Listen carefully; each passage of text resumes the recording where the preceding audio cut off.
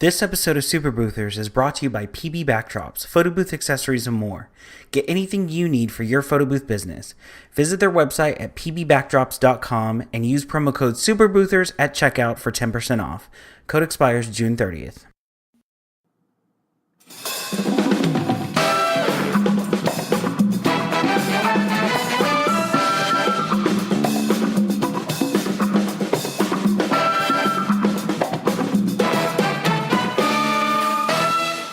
Welcome to Super Boothers. I am Ryan. And I'm Ismail. And today, we finally got our audio working.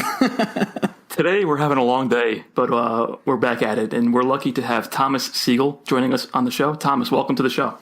Hey guys, thanks for having me. Thomas is from Photo Booth Startup, and he makes fantastic iPad booths, and he sells them. Where do you sell them at? I sell them on 3 platforms, eBay, Etsy, and I also sell them on Facebook. And Craigslist? No, not on Craigslist. So, Thomas, for everyone that doesn't know you out there, can you introduce yourself, tell us a little bit about you, how you got in the industry, and how you got transitioned into building booths? Yeah, sure. I'm a full-time firefighter, and I'm pretty lucky to have a schedule where I work 24 hours on, and then I'll have 24 hours off.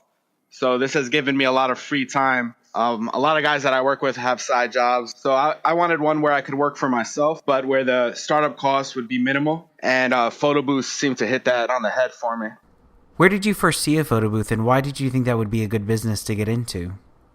Just from a friend's wedding. I noticed it. It was a really nice setup. And it was the first time I actually saw an open air photo booth. Because in my mind, I always thought of photo booths as the old, movie theater photo booth that you sit down in. Fit 2 people and yeah. Yeah.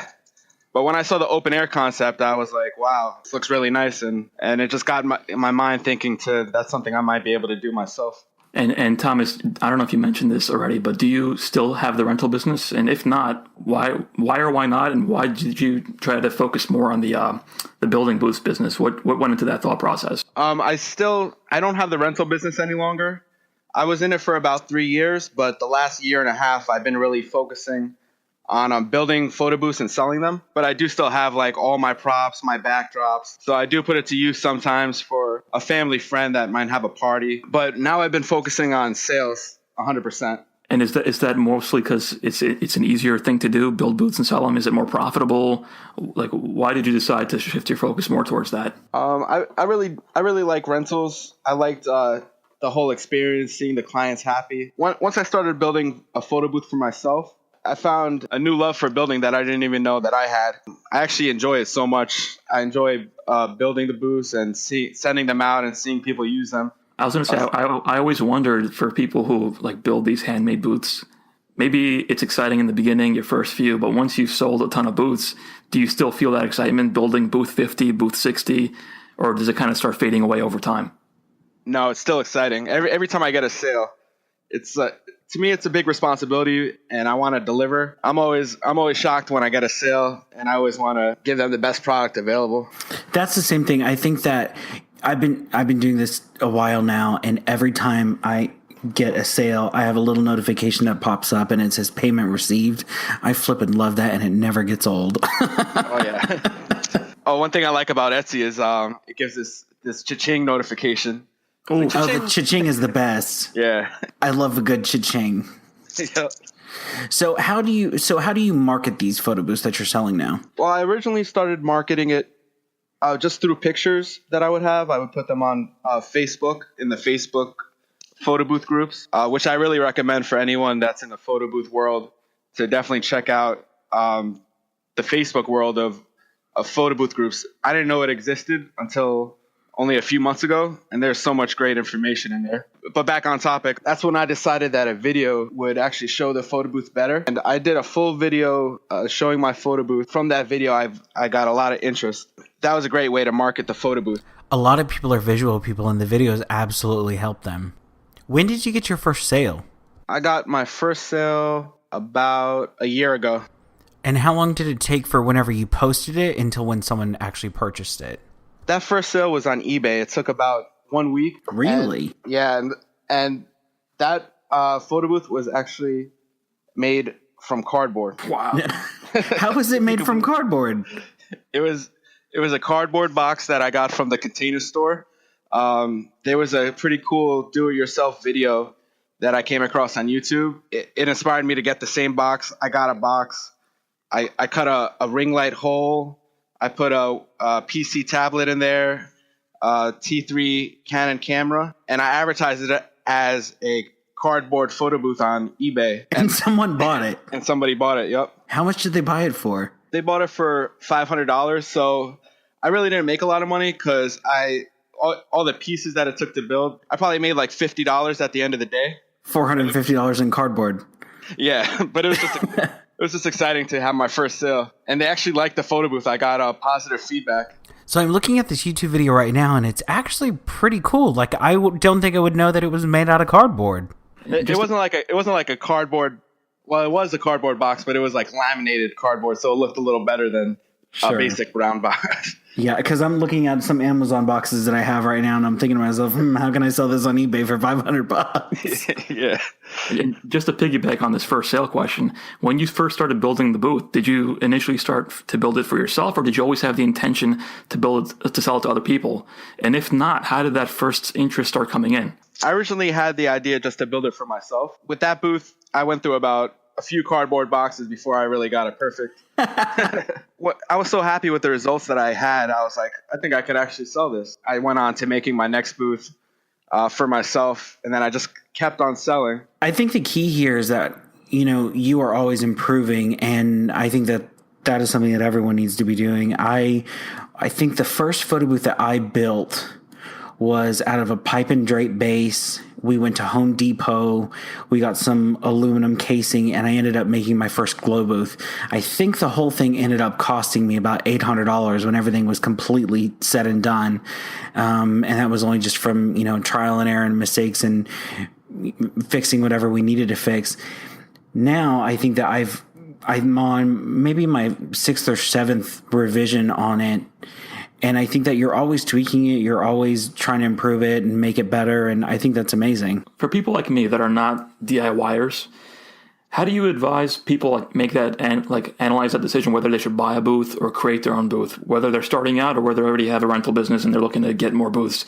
What do you think your customers should think about before deciding whether to build something or buy something? To start out with a simple photo booth like I did, something cardboard, something that you could cut with an X-Acto knife, and then you could get really creative with it. And wherever your mind brings you, you could just use that as a template. And then once you get more serious into photo booths, you could start using better materials like aluminum, plastic, wood. Just getting your foot in the door, I'd say, taking the first step and building a photo booth out of any materials. I think the big takeaway here is stop talking and start doing. It doesn't matter what material you're using. People build photo booths out of fans. There's a whole group dedicated to that, a box fan photo booth group. There is. It's like its own little subculture. So what people do is there's, I guess, I think it's on Amazon or Home Depot where they take a huge, a floor fan or a box fan. They hollow out all of the fan and the metal grate and all this other stuff. And I've seen it done in a couple of really cool ways. I was at PBX and there was one company, I don't know who it was, but they ended up doing a mirror booth out of it. Another company did a huge ring light out of the fan. Yeah, it's amazing some of the things people come up with. There's also an IKEA photo booth group where people are making photo booths out of medicine cabinets. I've seen that. It's the red one. Yeah, yep. And now wherever I go, if I walk through IKEA, all I see are photo booths. Well, and that's the thing. I think truthfully, any monitor can be made into a photo booth. I was telling Ismail that in my office, I have a 55-inch TV that I mounted vertically that I'm looking at it. I'm like, okay, if I stick a camera on top of this, run darkroom, put a really cool screen on it, ta-da, I got a photo booth. And that's the thing. There's once you get really familiar with photo booths is when you realize that it's basically a camera, a touchscreen monitor, computer, and a printer. So I originally didn't start making them to sell them, but once I started making them and getting really comfortable with them, I realized, it is pretty basic. And I think anybody that wants to attempt to build a photo booth should definitely take that step. Creativity absolutely comes from constraint. One of the things that I need to take the time to say is I have always been very to myself, and Ismail has known this. Thomas was one of my very first photo booth friends on Facebook. And I'm so appreciative because, there are times where, I would just kind of be tweaking with something and thinking of, how can I make this better? Or I don't know what product to use or what have you. And I would ask questions and Thomas would say, oh yeah, try this. And he would literally send me about 10 Amazon links all at once. So I really have to say thank you for that because not a lot of people are very forthcoming with that information and sharing what they use to design with. So thank you, Thomas. I appreciate that. Oh, yeah. Thank you, too. You helped me a lot, too, with some great information. And I think it's great just exchanging information, keeping it real, and, helping out others. And it's a good community, and we could all help each other. Like a cake, we could all rise to the top at the same time.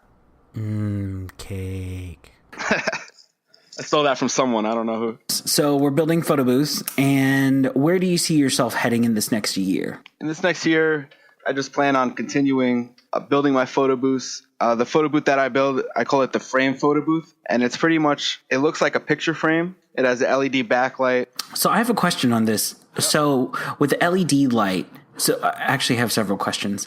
So number one, the LED light that's in it, does that provide the light that shows up on people's faces? Like, is it bright enough for that? Oh, yes, it is bright enough. It could actually be too bright. So I actually have a dimmer switch on there. Wow. Yeah, and it gives a cool square effect in the eyes, kind of similar to the ring light boost that gives. Oh, gotcha. So it still shows up in the picture. Yep. But I did have an event at a very dark bar, and it was enough light for the pictures. I'd recommend additional lighting. So I do have a 3-point lighting system. Those little lightsaber things, right? Yep. And what are those called? Those lightsaber-looking lights are called ice lights, and they're available on. If you search on Amazon, you can find them for about $100, all the way up to $500, depending on the company. And they put off enough light to where it lights the subject for the picture. Yeah, those are great. I really like those. One of the things that I saw, I guess, in the description is that it's all self-contained. I kept in mind to keep it USB powered. So my LED lights are USB powered. The iPad that I use is obviously USB powered. And then I have a battery pack in there that could recharge the iPad twice over and keep the lights running for over 6 hours. It's really great. You just charge the battery pack overnight, and then when you have an event, you know that you're good to go for the whole event. So, and then that covers 6 hours. Yep. And then if it's longer than 6 hours, do you just like switch out a battery pack or whatever? Actually, I provide a 15-foot USB cable. It's a micro USB that goes right up the stand and plugs into the battery pack. So you can charge it concurrently. Yes, you could charge it while it provides power to the lights and the iPad also. That's kind of groundbreaking, I think. Yeah, it was just a lot of testing that I did for different ways, and that's just what I came across the best way. You know what I've always wondered, and I don't know if you guys have any answer to this. It's probably a too generic of a question, but Thomas is selling a ton of booths. You go to the expo, you see a lot of booth manufacturers. It seems like it's an exploding area of the industry. How big do you guys think the market is? Like, Tom, when you're selling these booths, do you find that it's all different owners, or is it a lot of it usually the same person buying multiple booths? Like, I don't know if you guys have any insight into how big the market is or how much it's growing, but it seems like there's a lot of booth manufacturers out there now, and I wonder if it's different companies opening up or if it's just people growing their company and buying more booths. In my case, it's a lot of different companies that are looking into these booths. I'll have someone that will buy one of my photo booths just for a wedding, and then I'll have someone that will buy it for their business. I just recently sold to an orthodontist that he's going to have in his office, in his waiting room. For his patients that come by, they could take a selfie, upload it, and it's going to have his business name and his logo. And it's a great way for people to advertise. So this is the thing. I think the answer to your question is twofold. I think, one, you're going to have a lot of people that are either just starting out that are looking to buy either an entry-level booth. There's some people that really don't want to go out and buy, a $10,000 booth. I think that if you are an experienced person, that's probably where you're going to spend the money. I will also say that with as many photo booth manufacturers there are 10 times as many photo booth consumers. I think that I don't know the specifics on how many were at the expo. I'm pretty sure all of them sold photo booths. I don't think that there's one person that has, a particular corner on the market. You're also going to have new businesses that are coming out where they're buying permanent installations to use in their businesses. I think that bars are going to do it. There's actually a seafood place that I went to that has monitors all over the restaurant, and it has a little hashtag, and you take a picture, hashtag it, and then all the pictures appear on all the TVs.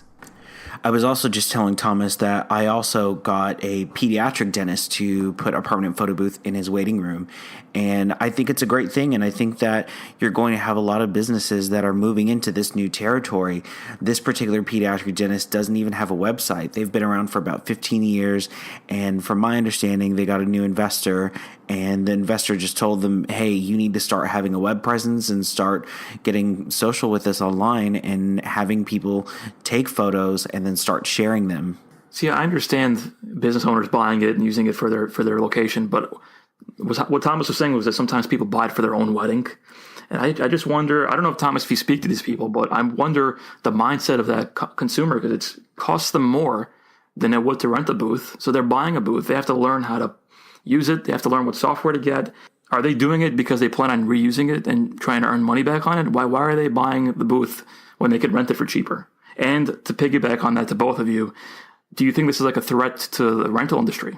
I don't think it's a threat to the rental industry, because the people that do buy my photo booths for their own event, it is like you said, they usually do want to use that as an investment and then set up their own business with that photo booth and actually start earning money with the photo booth doing their own events. I could tell that just by the questions that I get. I get a lot of questions on photo booth software and how to set up for events from people that buy my photo booths. The majority of people that are having events don't want to buy a photo booth. They want to rent a photo booth. I don't really think we step on each other's toes. I think that you're going to have an individual that say, I have a lot of friends that are moms that are part of PTA that do several events a year. I think that those types of people may end up purchasing a photo booth in hopes of using it again, especially if it's an iPad photo booth to where you're just using an app, shoving it in there and, plugging it in, and then you're good to go.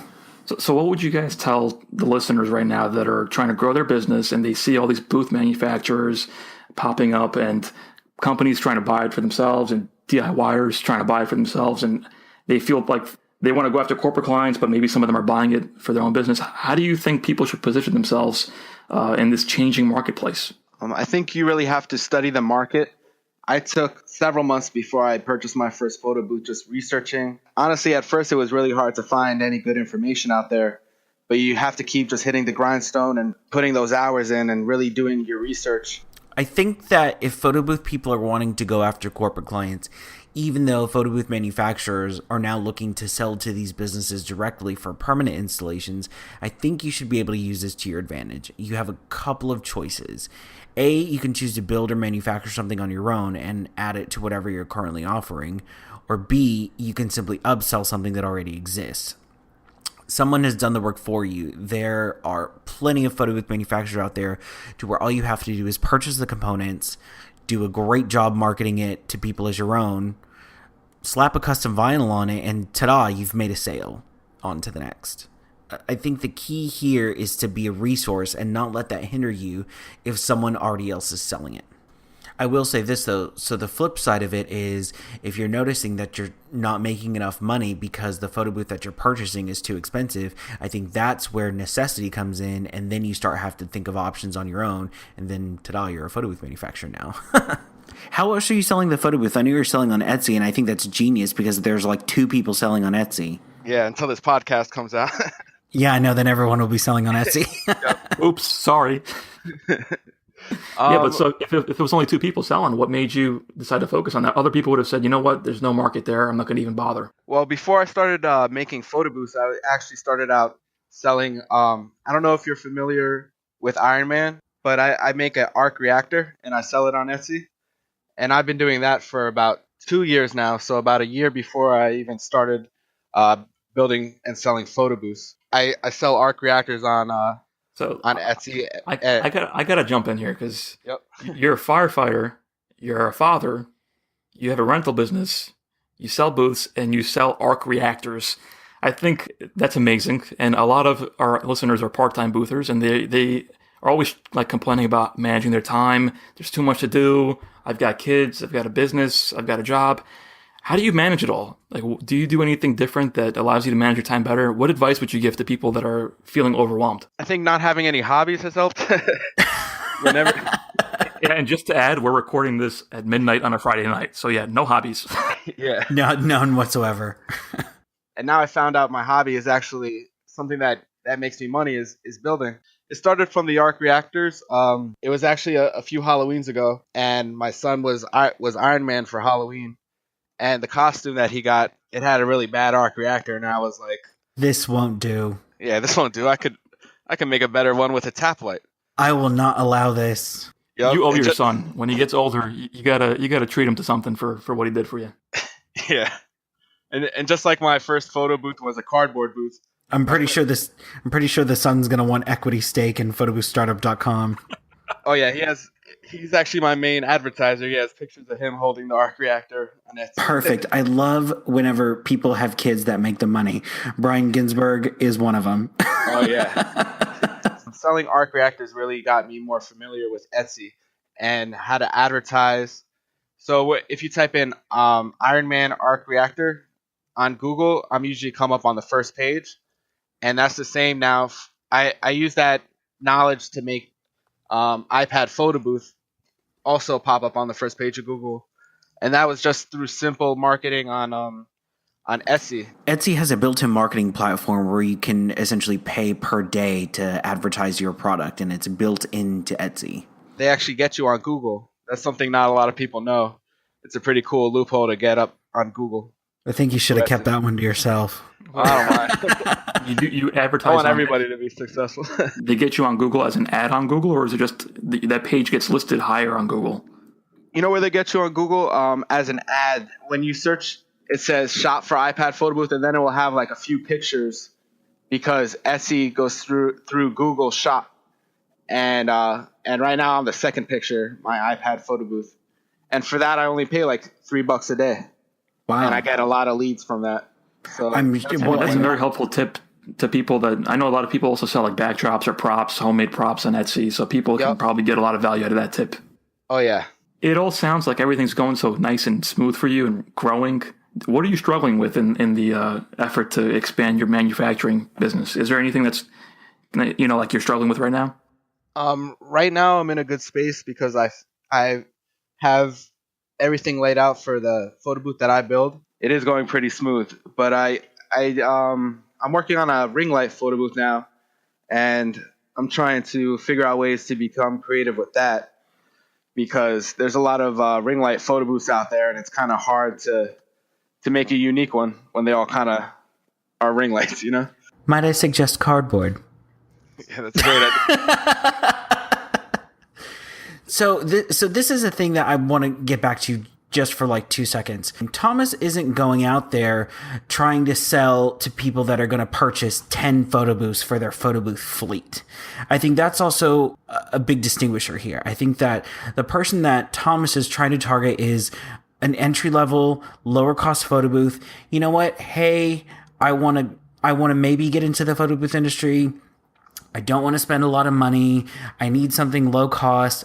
I don't want to build it myself. I'm going to go and Google something.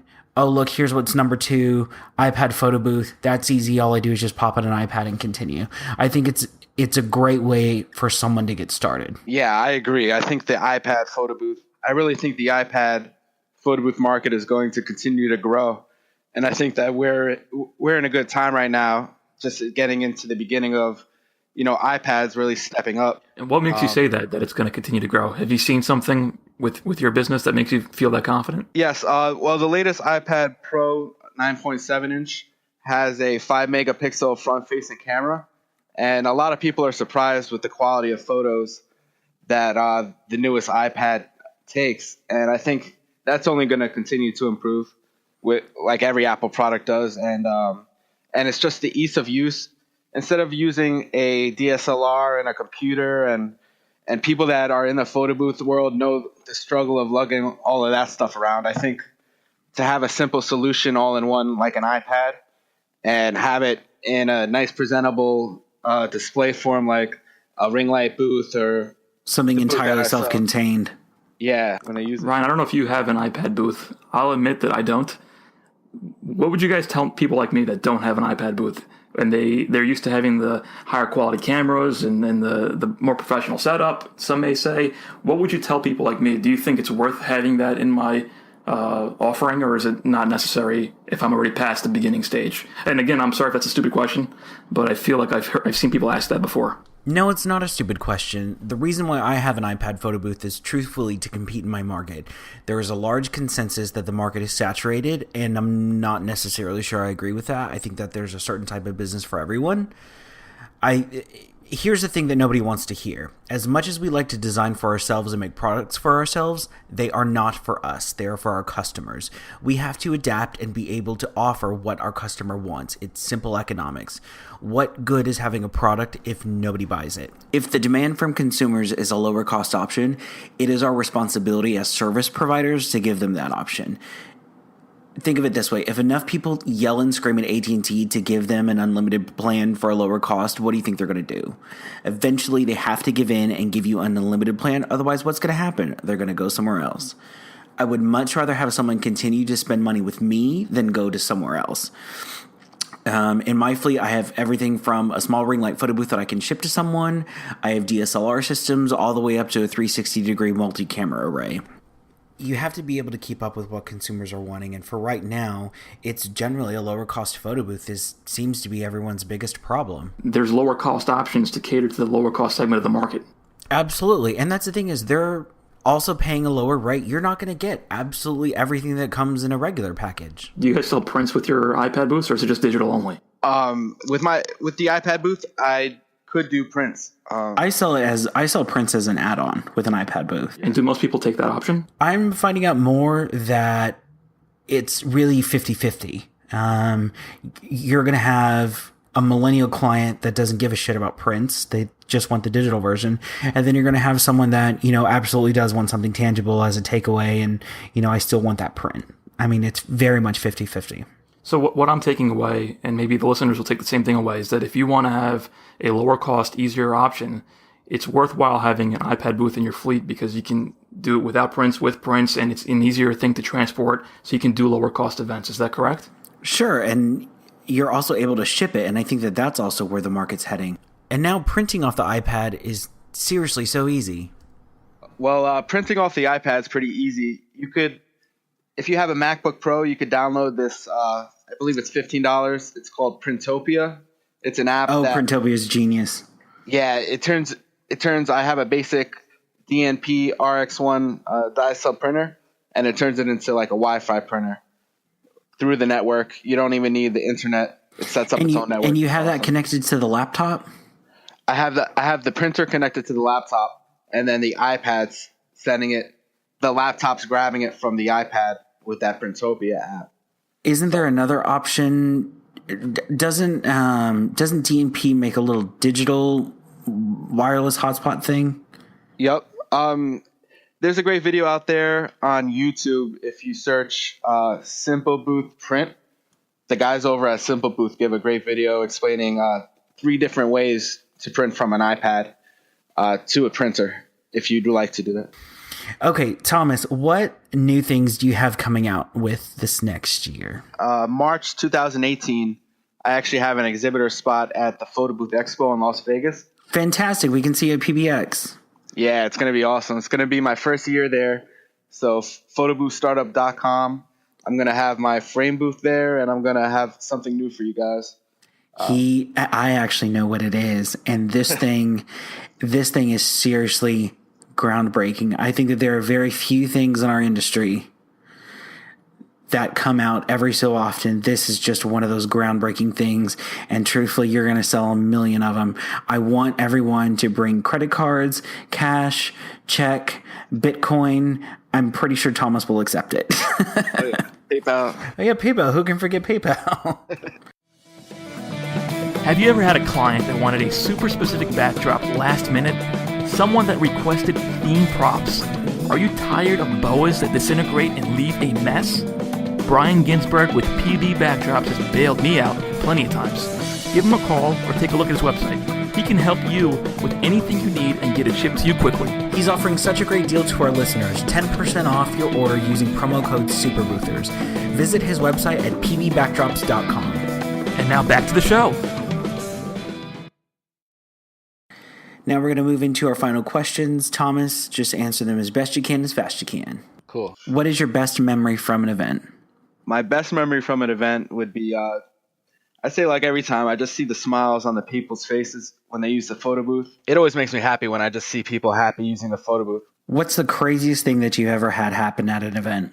With my first photo booth, not the one that I built, but one that I actually purchased, it came with a really slow computer, and I know where this is going. Yeah, I didn't realize how crucial that was to the photo booth.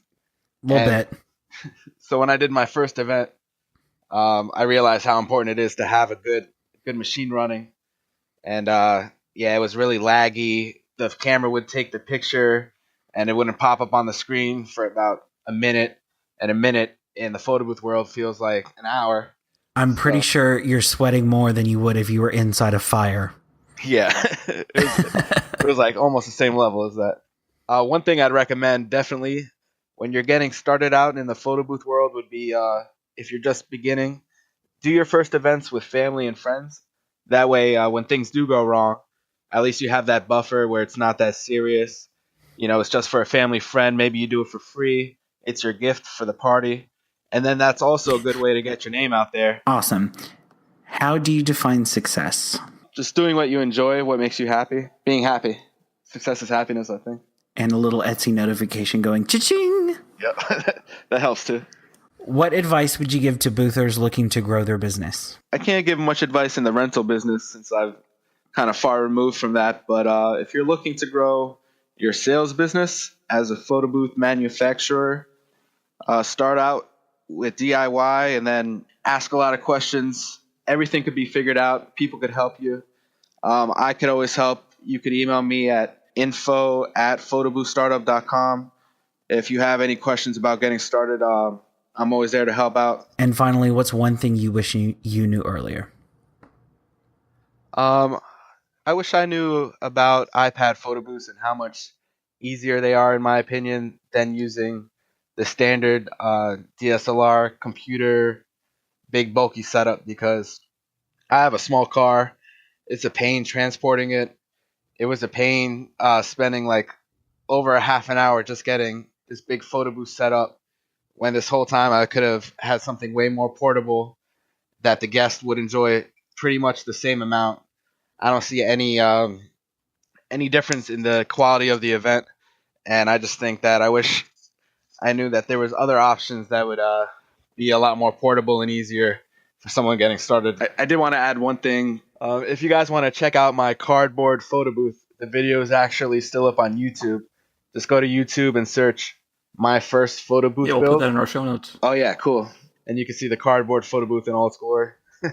Yeah, I think it's always good for people to see how people started out. It's kind of inspirational to show that you just take that first step, like you said, and just get going. Yeah, it's just the first step that's most important. Well, absolutely. And I think that it's always kind of nice to take a look at the beginning and see how far you've come. Thomas, thank you so much for joining us today. Oh yeah, thanks for having me, guys. Thank you, Thomas. It's been a pleasure. Thank you so much to Thomas Siegel for joining us today. You can visit his website at photoboothstartup.com. You can also see him next year in PBX in Las Vegas from March 12th through the 14th. If you want to find out about any other products or YouTube videos we talked about on this episode, please check out our show notes. Tell us what you think and follow us on Instagram and Twitter at SuperBoothers, and submit your questions online, superboothers.com. Join us next week with our special guest, Kelly Williams from Photobuzz Studios. Don't forget to subscribe, and thank you so much for listening. We'll see you next week.